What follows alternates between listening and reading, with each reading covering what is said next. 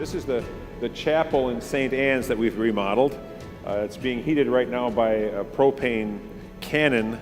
The place is unheated still. It's got electric that we've borrowed from the building next door with an extension cord. This is the oldest Lutheran congregation in this area. It was actually founded before St. Petersburg, 1611, in the city of Nyschanz, which was a Swedish city on this territory across the river from here. And then eventually, when St. Petersburg was built, this was moved here, the congregation was moved here, and this building was built. This is the oldest non-Orthodox, Russian Orthodox church building in the city. It was finished building in 1779. And it was given back to the church just recently. It had been destroyed in 2002, I think, and when it was supposed to be given back to the church, and there was a fire and destroyed the building, and in the remodeling of the facade and the fixing of the building, for some reason the electric cable disappeared, and so we have to pay now for the electric cable to be reinstalled. But that's what happens. And so we're little by little, with the help of Lutheran Heritage Foundation's books, because people come and they take tours of the place and they give little offerings, and they're allowed to also give offerings for the books, and that is a good place to distribute the books and also get a little bit of help for the church here. And we've been here since November.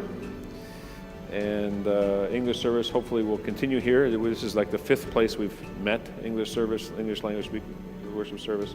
In the Soviet times, this had been a theater, then it was a nightclub, and then it was given back to the church after it was destroyed.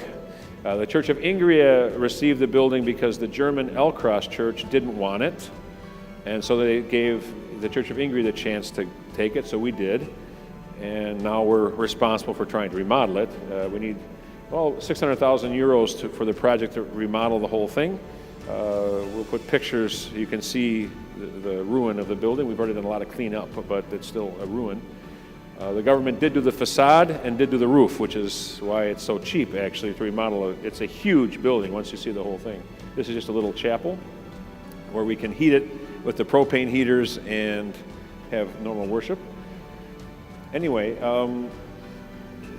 the idea, we have several ideas for using this place. One is we want to make kind of a Christian youth center here, because there's a lot of universities and there's no campus ministry, and we'd like to do that. We'd also like to keep, part of this, we want to remodel the big sanctuary, but to always have a kind of different kind of displays of different historical things.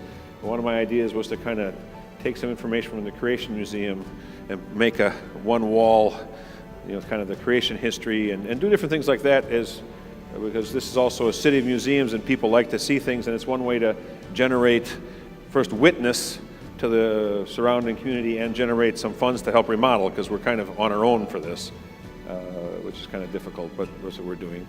And let's see, and I mean, the work is continuing. We do English service and Russian service here. English service at 9:30 in the morning and Russian service at 12:30, and then I lead English service, and I also lead a Bible study at 11 o'clock. And I sometimes help out with the Russian services, but there are Russian pastors who do that. My idea for this place is to get so many, different Lutheran ministries going here, because one of the things that ends up happening, unfortunately, with some of our church buildings is, in order to maintain them, some of the pastors, they'll rent them out. The Baptists need a place, or they'll rent them out for a couple hours to the Baptists, or rent them out to Calvary Chapel, or rent them out this. And it's like, okay, I understand the financial need, but my idea is, if I have, and there's also a need for these Protestant churches, they have nowhere to meet, so you feel, you got to, kind of try to be understanding in that. But my feeling is, I want to have so many good ministries going here, and so many stuff, because someone says, hey, can we use your place? Can we run it? And I say, well, 3 o'clock in the morning on Saturday is the only time we have, because really, I mean, I think this building offers a great opportunity, and as Lutherans, we can maximize the ministry that goes on here, and outreach, and reach out with what is really tantamount, that justification by grace, by faith, And by the grace of God, we've been given this building. And by the grace of God, and maybe some help from his instruments, we'll get it redone. But until we do it, like I figure, well, even if we don't, as long as I'm here, we're going to preach the gospel and whatever else. We'll preach the gospel and how long we can. In Russian, English, whatever languages we can get going.